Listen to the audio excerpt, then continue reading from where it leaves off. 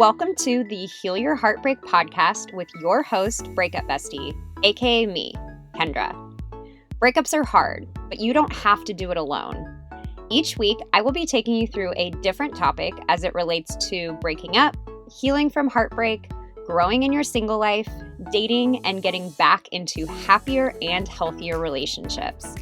The goal of this show is to provide support, hope, tips, and to remind you that above all, this too shall pass.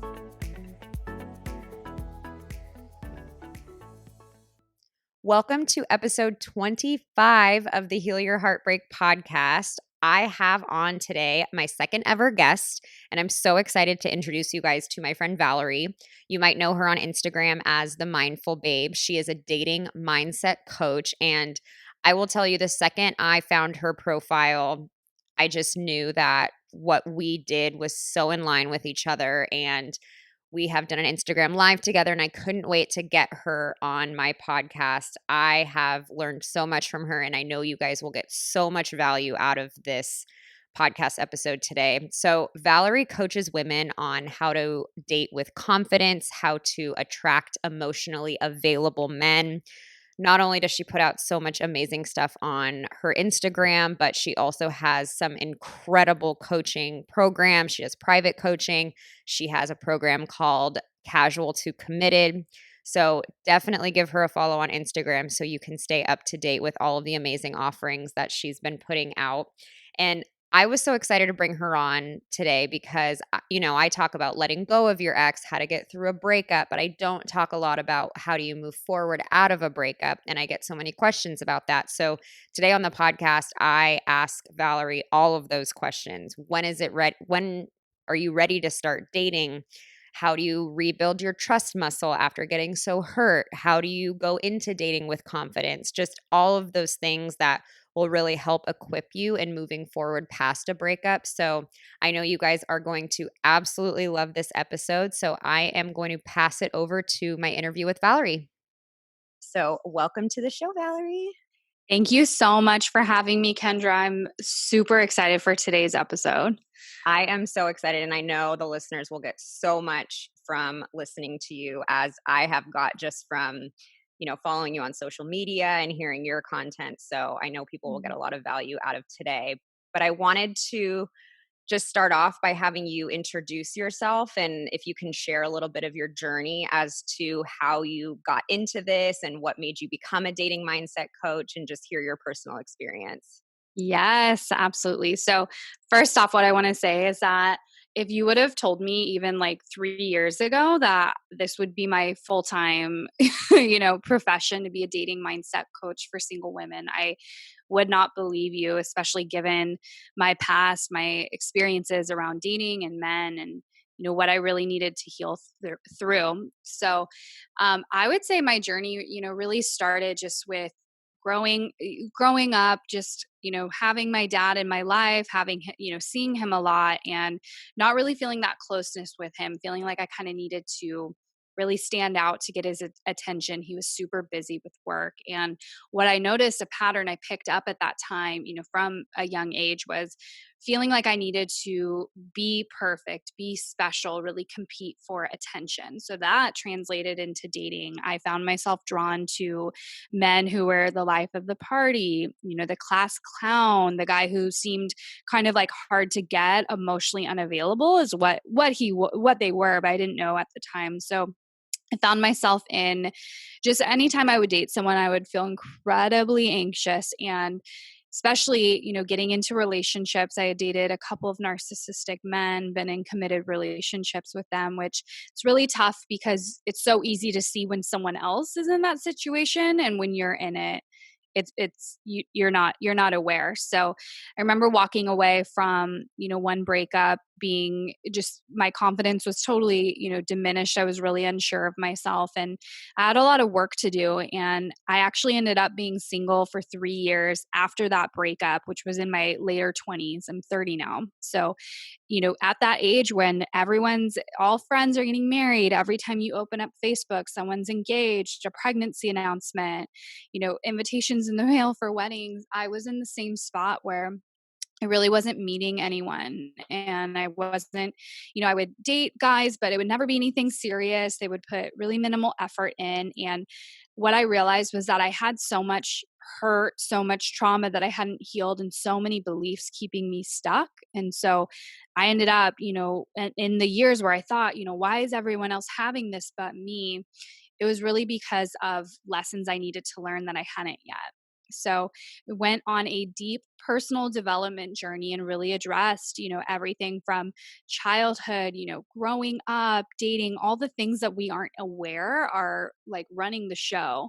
And I was able to do some major work and really learn how to attract my dream partner. And I just, I've always had that interest. I'm really big on women never settling for less than what they deserve. And I believe it's actually better to be single than to be with someone who mistreats you and doesn't value you. However, I took that to the extreme and I was like super single and I had these walls up. So when I overcame that, I wanted to teach women how to do the same. It's such an area of pain when you don't have that one thing, right? And when let's say we want to make more money or we want to manifest a car or something like that, we're like, okay, what do I need to do? What steps do I need to take? And we can make it happen. And what we find is that it's not the same when it comes to calling in your soulmate. And so I was that woman who was super impatient. I wanted it now. I wanted to predict and control how it would happen. And I just see so many women struggle with this. And so it's been such a joy to support women in this journey. Started my business over 2 years ago, and I stepped into specifically dating coaching, dating mindset coaching over a year ago. So it's been just such a pleasure leading women to support them in attracting their soulmate, really opening up their confidence and having an amazing mindset while doing so.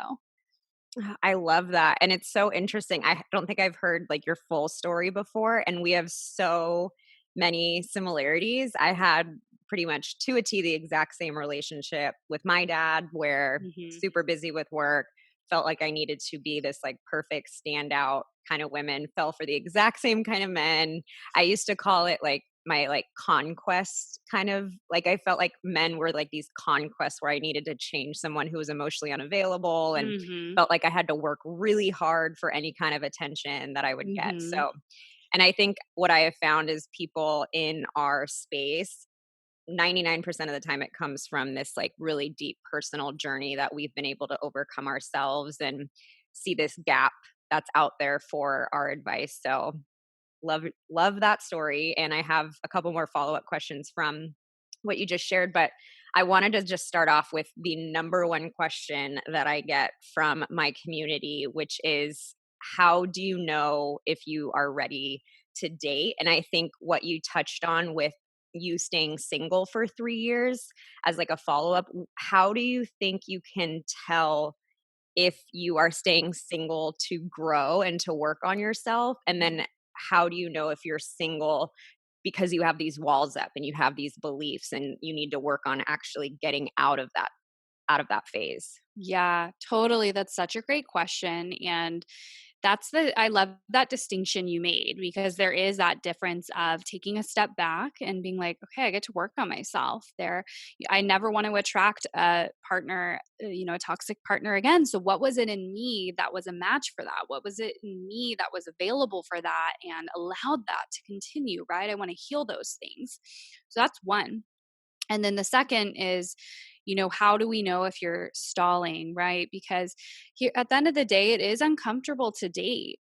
I'm not here to convince anyone otherwise. Like it is, you're putting yourself out there. It's almost like going on a million interviews, right? Where it's like someone's looking to make a decision. Are you going to move to the next step? And I think where so many women miss the point of it is that you're just as much interviewing the guy. It's up to you who you're going to choose. So that's my mindset around just understanding that dating will feel awkward and there are things that are unpleasant about it, and it's about really knowing what you want and what's on the other side of it. Dating is the process, it's the steps that you get to take to meet your soulmate, to attract your soulmate, so that you can get to that the point where Friday night you're in yoga pants watching a movie with them. Like that's what we all want, right? And dating is the step. And I love your question about How do you know when you're ready? Because there's always going to be a million reasons why you convince yourself you're not ready. You could want to lose more weight, like,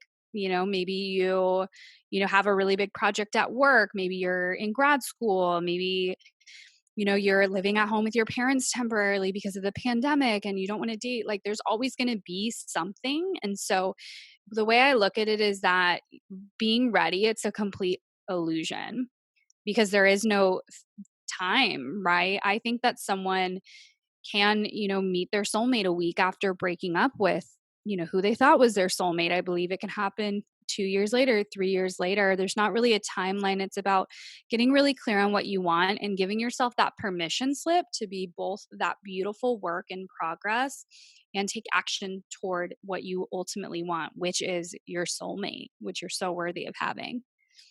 I love that. I absolutely love that. And I think one thing I wanted to something that you touched on was dating is this learning experience, which is not always comfortable. Mhm. First dates, I'd say rarely go like exactly as planned so how do you like help women see that dating is a learning experience? I know like in my Facebook group, I see a lot of women that say, I went on this one date and it didn't go well. So they take that as this like definitive sign that they shouldn't be dating and they're not ready. Mhm. Whereas, a bad date is, we've all had them. So how do you help them see like the first date is not the end all be all, or one date is not the end all be all?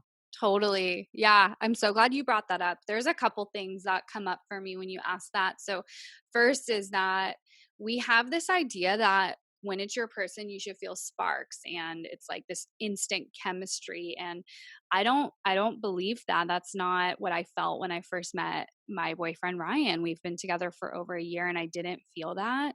When I met him, the chemistry really grew when I, realized I could trust him, when, I allowed him to show up for me and court me and pursue me. That's when it started to open up for me. So a first date, it is, it's kind of awkward. It's two strangers, and this can also help too. So rather than thinking of a first date, thinking of it as a first meeting. Like, oh, I'm just meeting this person to see if there could be potential, to see if it's someone I want to date. Take the pressure off that it's like so much is riding on this date. And the second thing is, if you have a bad date, that's awesome, right? Because if there's something that is bad, like maybe the guy is an a-hole, or you find out, like for me, like a non-negotiable would be, if I were single, it's like if someone were racist or, judgmental, and I could tell right away that's someone I wouldn't want to go out with. And that would be a bummer. I'd be like, darn, I got ready and, he seemed so great. I loved our messaging, but, when I met him in person, he was this and that. And I believe we get in the energy of celebrating that you could see someone's true colors right away and ask yourself what the lesson is, right? And we can use it as confirmation that you're actually on your right track, that you're on your path, that you're getting even closer. So celebrate that you're protected by the universe, God, angel, source. Like, oh my gosh, thank you for showing me this. Thank you for showing me that this person isn't for me. I had a client last week. She went on a date and the guy made a really rude comment. He told her she's beautiful. And then later on, he was like, yeah, I usually date tens, and kind of implied that she, wasn't, or, whatever. And she like ended the date right there. She was like, I don't think we're looking for the same thing. I don't think we're compatible. And her mindset was really great around it. Like she, of course was bummed. She's like, darn, I took time out of my life to go meet up with this person. But she was also really happy to know that right up front because, as you and I know, Kendra, with when you, date someone who is narcissistic or toxic, they're very good at concealing. They're very good at, you don't know until you're in the relationship, which they'll want to move fast. They want to put a title on fast. So when you do have that bad first date, I think we can celebrate it and use it as confirmation that you're getting even closer. I love that. And I wish everyone could see my face when you said that he said that. I cannot believe that. But what came up for me when you were talking about that was I think when we see those things and then we like end the date or we say like, hey, this isn't working, it's such a great self-esteem booster. And I think someone coming out of a breakup and, maybe in the beginning of dating, it's like we really want to work on confidence. And one of the best ways we can do that is to show up for ourselves. And I know for me, as someone who had a history of very much ignoring red flags and never quite sticking to my non-negotiables. When I was first able to do that, it felt so good instead of just saying like, "Oh, I can't believe this got brought into my life." It was like, "Oh, this was brought into my life to show me that I can stand up for myself. I can set these firm boundaries." And it eventually was something that really added to my self-esteem and my Mm. self-worth. Wow. I think that's where self-esteem really grows is knowing what your standards are, non-negotiables, and not being afraid to walk away because what good is like temporary company if it's not in alignment with your values? So, I love that. Yeah. Yeah, so, I mean, don't get me wrong, I've definitely had the bad first dates where I just think it's a complete waste of time, but I think so much of that comes from, mindset and, being able to see it as a growth experience.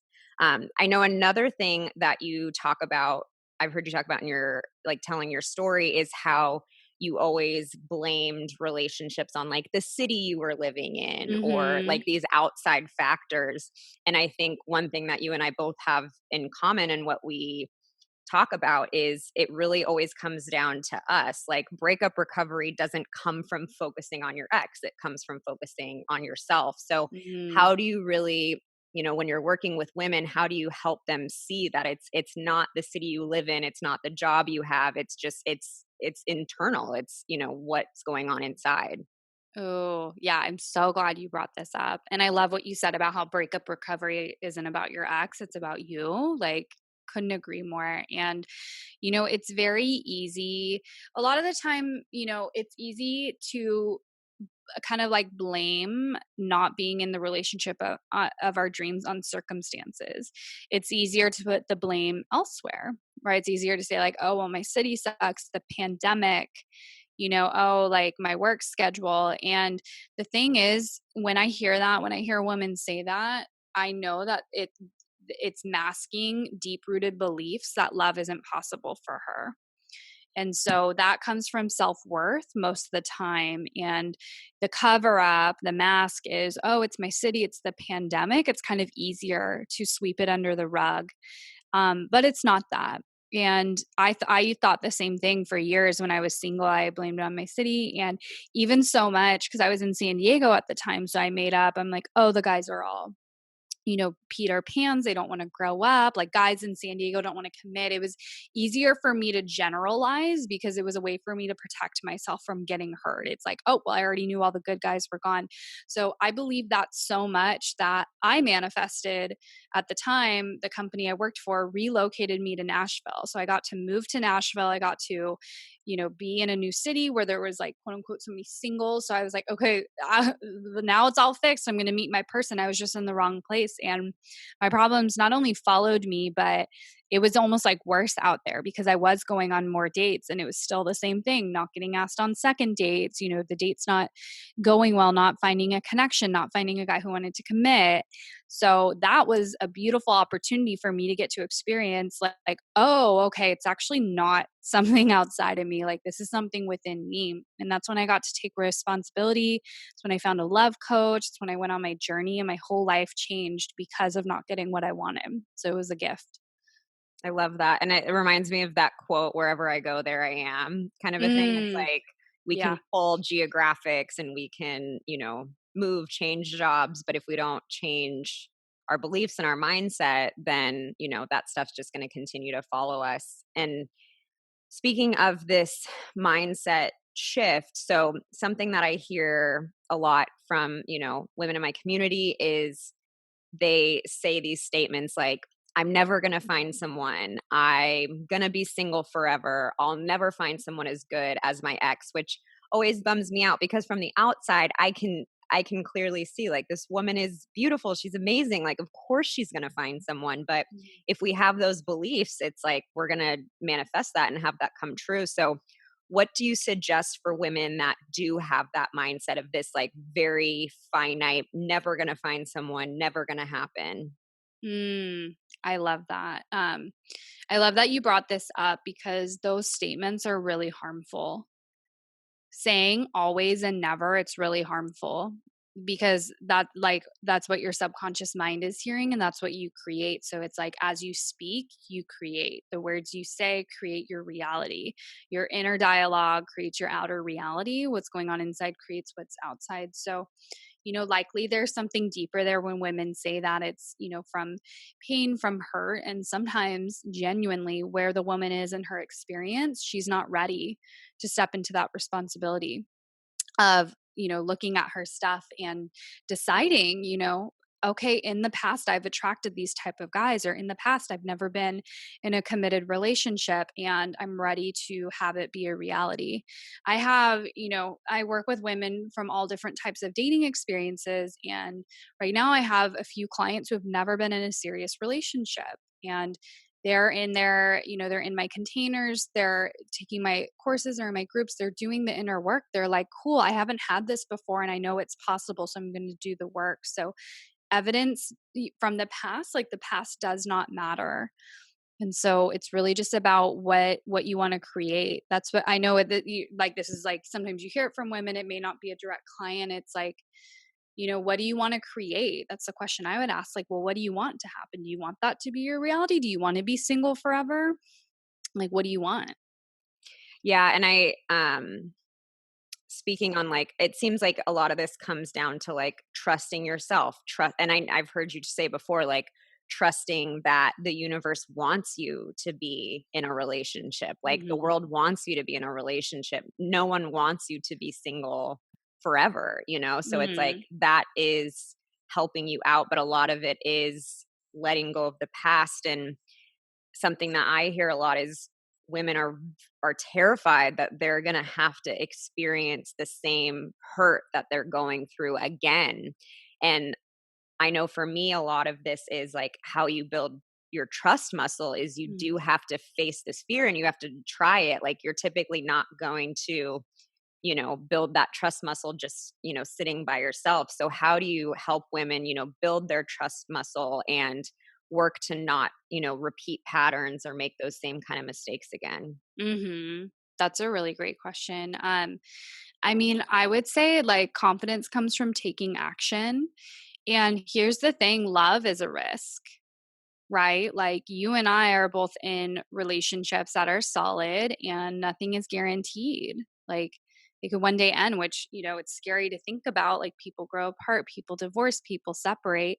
That would be the ultimate heartbreak. But I don't think about that. That's not what I want. So that's not where I put my energy into. So I would say, like, understand that, I guess, quote unquote, the bigger the risk, the bigger the reward. And there's no guarantees ever really in anything. And it all comes down to what it is that you truly want. And so to build that trust muscle, I think just really learning to rely on yourself and being really committed to growth. The reason why my relationship with Ryan works so well is because we're having honest conversations with each other all the time. We don't do passive aggressive, we don't do silent treatment. So it's very like, hey, is something up? Like, your demeanor is kind of changed, or like, hey, I didn't like how you said this. And, that's, I never had that in a relationship. It was always like being punished and, stuff like that. So, taking action is really huge with building your trust muscle and knowing that you can't control another person. So, it's about taking that responsibility and being committed to growth, finding a partner who is committed to growth as well. So, you both can have a thriving relationship, because suffering isn't required. It's not required, right? Yeah.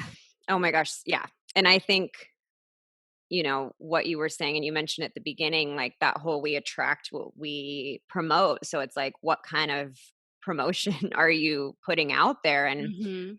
I shared, like, I got dumped 3 times in 2 years because the guy couldn't make a commitment, whether he didn't wanna get married or never wanted to have kids. And I kept thinking like, "Man, I just have," I'm sure you've heard, like, I have the bad picker.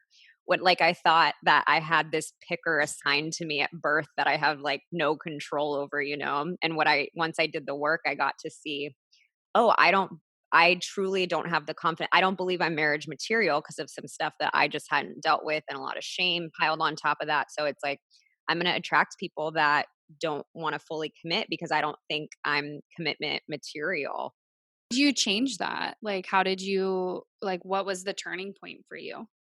I think the turning point for me was I did have to spend time single. I was like the constantly in relationships kind of a person, whether the relationship lasted, and I was very quick to attach. Mhm. I would go on one date with someone and tell them like, "Oh, I met someone." It was like this very Yeah. much like needing this other person to show me that I was okay. So I had to be by myself to show myself that I was okay on my own. And what you were mentioning with your relationship, I don't I don't have that fear of losing the relationship. One, because like our relationship is really solid, but I think one of the benefits of doing the work with you or doing the work with me is like I know I have the tools. I know I have the self-esteem and the self-worth that even Mhm. if something happened, I know I would be okay on my own, and I know that I would have the tools to try again. And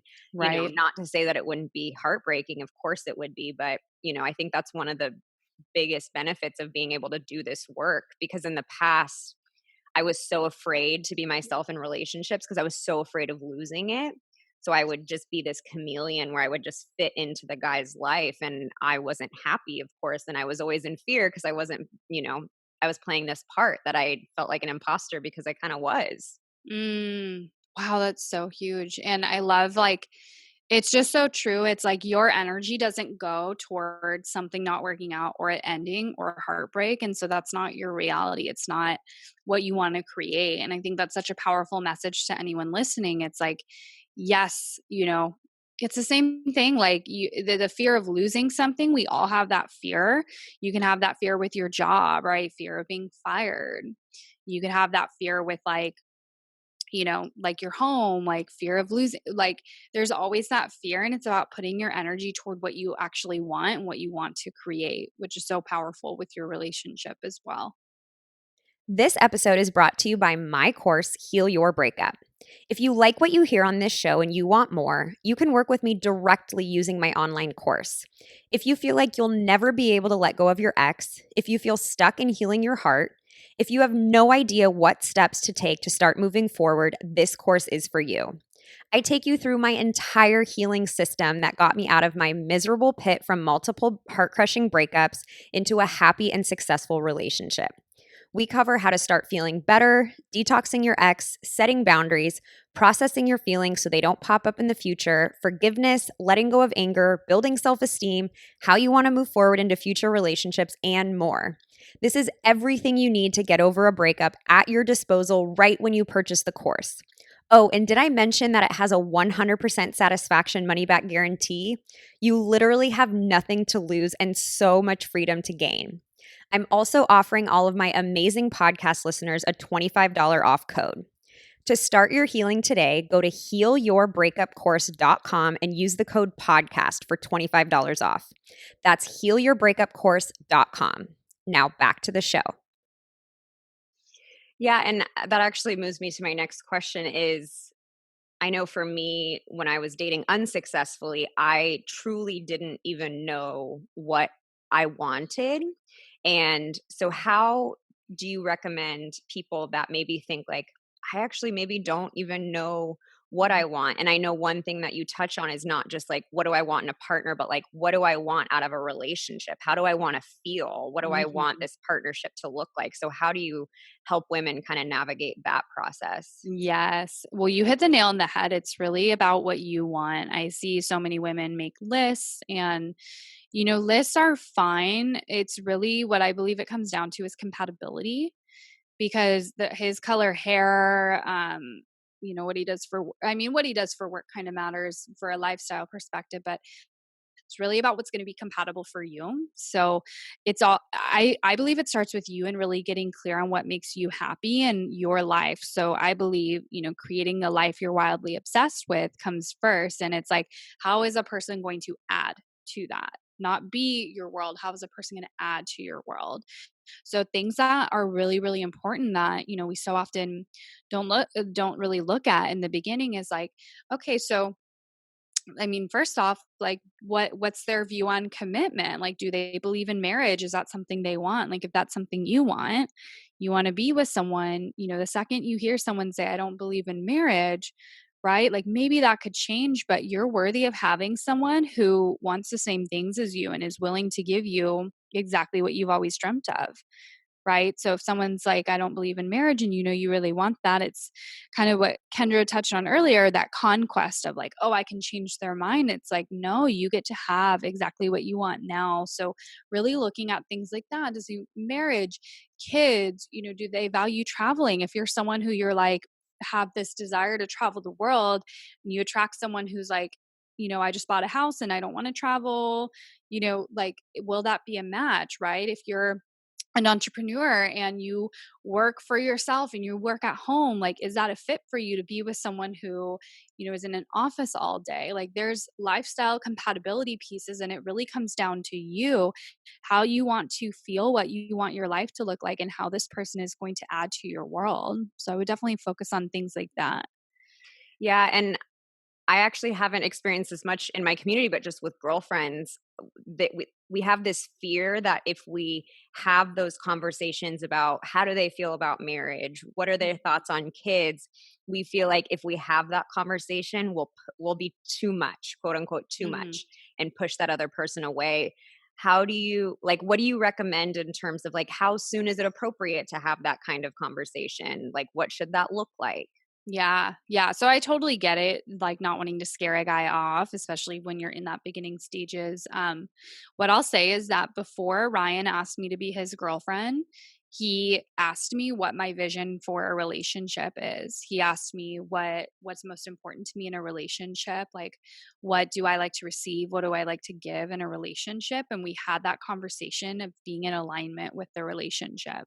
And there's ways to ask without directly asking. I think you're worthy of asking, you're worthy of knowing, and also there's a time where those conversations get to come up. So the way I look at it is, you can ask someone like, where do you see yourself a few years from now, and you can kind of like ask questions like, oh, okay, so you had this home for a while, do you plan on ever selling it, right? If they own a home, or just really asking what someone's plans are and not being afraid to share what it is that you desire. So many women are afraid of that. They're afraid of losing something. And it's like, it's about you and getting what you desire. So I don't believe any woman should be afraid of like, yeah, I'm not in a rush. And like, I really envision myself settling down, having a family, being married. That's something that I've always known is what I've wanted. And I'm not attached to when or with who or how. I just know it's something I want, and not being afraid to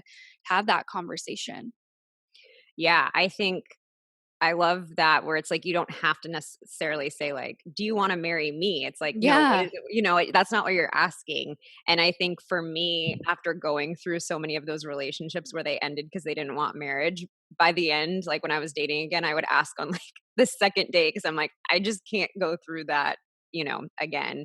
And I Yeah. think as a follow-up question I wanted to ask, what are your views on the whole, like, define the relationship thing? So I find so many people where they're going through a breakup, but it might not have even been a breakup because they don't Mhm. even know if it was a relationship, and that whole thing of like, how do you make sure you don't find yourself in like a situationship or Yes. yeah.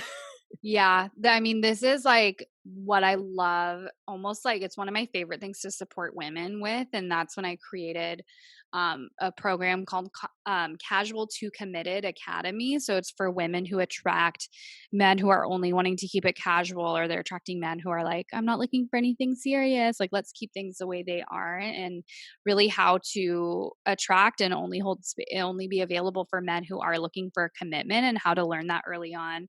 I think there are signs in the beginning, and I think, what's really important is his actions are always going to let you know more than words. Women, we tend to fall for words, and actions really show. So, you know how they say like hindsight's 2020. I think like after those end, which I've been in plenty situationships, I've endured many of them, and there were so many signs that I wasn't looking at.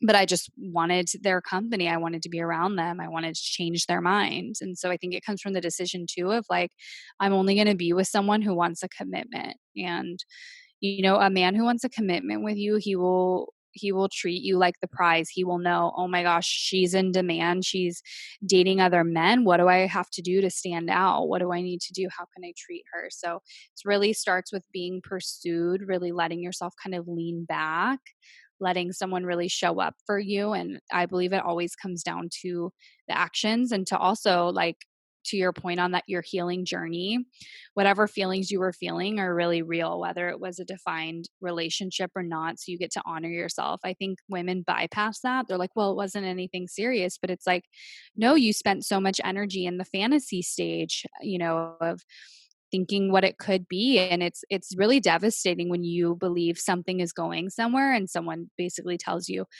I don't see that with you. I'm not looking for anything serious. I'm dating other people. Like it's really devastating because we put so much energy into that fantasy, so much thought into it. So we get to honor no matter what, if there was a label or not.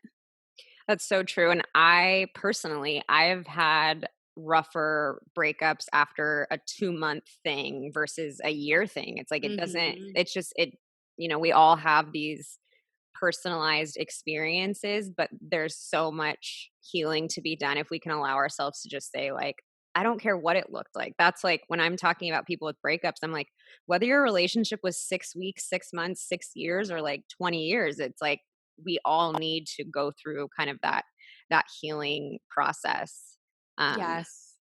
and then the last question that I wanted to ask is, so much of this journey is maintaining this level of consciousness with yourself. When I think when we get into dating, like I know, speaking from my own personal experience, I was so gung ho about having these ideals and these non-negotiables, but then the little butterflies and the chemicals from a Yeah. super attractive person or someone who's super charming, I would lose all of that. So Mhm.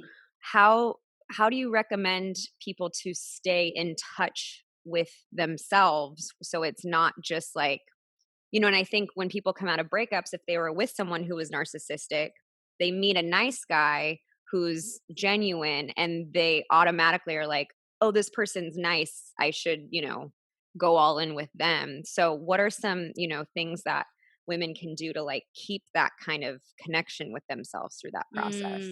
Yeah. I would say so totally what you said about like the chemicals and yeah, I mean it's scientifically proven. It's like getting text messages, hearing from someone you like, it gives you hits of dopamine.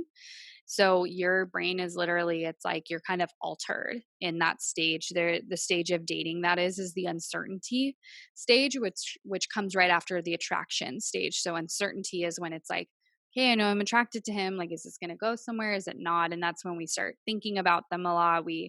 Every time they text, it's like literally our heart skips a beat. Or if we don't hear from them for 3 days, we completely panic. Our whole like internal state changes. And then it's like the second we get a text from them, it's like, okay, I'm okay. It's literally like being addicted to drugs. And so, um, I believe it always comes down to deciding that you're only going to be treated, like a queen, and really deciding that that's the only thing that you're available for. And it's like that was also too, some women think after they've been in a toxic situation, when they meet a nice guy, they're almost like, oh my God, it's boring, it's too stable, because they're so used to the drama. And it's about deciding that you're worthy of stability, you're worthy of consistency, you're worthy of never having to wonder where you stand with that person. But just know that you can have that chemistry plus someone being consistent and being in a healthy relationship with someone you're attracted to, with someone who you see long term with. It's not one extreme or the other. It's not like, oh, either the narcissist or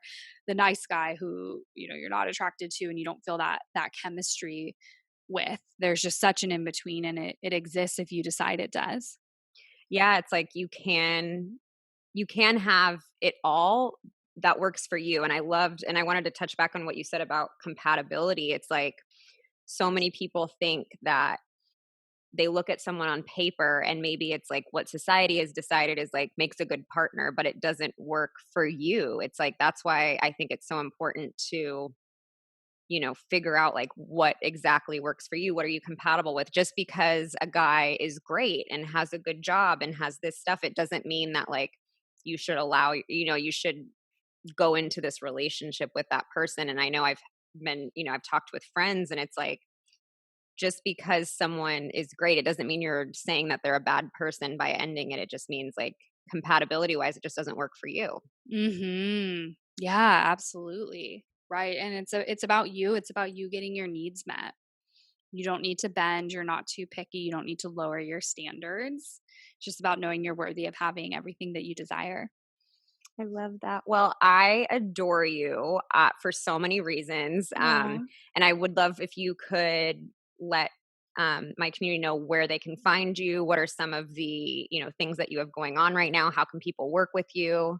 Yes. Oh, this has been so much fun. So I love hanging out on Instagram at the Mindful Babe. You can find me on there. That's where I typically am. And usually I have something going. I'm not sure when this episode will air. And there's always ways to, work with me, really deepen your experience. I have courses, I have group coaching programs, as well as I have private coaching open right now. However, I only have 2 spots and they'll probably be gone by the end of this week. So send me a message, say hello, let me know that you heard this episode, and I would love to connect with you. I love hearing from you. And I will put all of this in the show notes. And I just also have to just say, as someone who, I haven't dated in for almost 5 years now, and I still learn so much from following Valerie and everything that she teaches, just with mindset and Aw. confidence and self esteem. So, thank you so much for coming on and sharing your wisdom and your insights. I know so many women were nodding their heads through this entire episode and have some really tangible things that they can take with them afterwards. Mm. Thank you so much for having me. This was incredible. I'm so blessed. Thank you. And for the rest of you, I will see you back here next week. I hope you enjoyed today's show. If you loved it, I hope you'll leave me a review and share with your friends. If you're interested in learning more about my course, Heal Your Breakup, where I take you step by step through my entire healing process, you can find more info at my website, breakupbestie.com. And if you're new, don't forget to join our private Facebook group so you can connect with other women going through the same thing and seek support. You can search Breakup Bestie Support Group on Facebook to join. Lastly, if you're not already following me on Instagram, I share new tips and support every single day. You can find me at Your Breakup Bestie. Most importantly, hang in there, stay connected with loved ones, be nice to yourself, and remember, it's all going to be okay. I promise.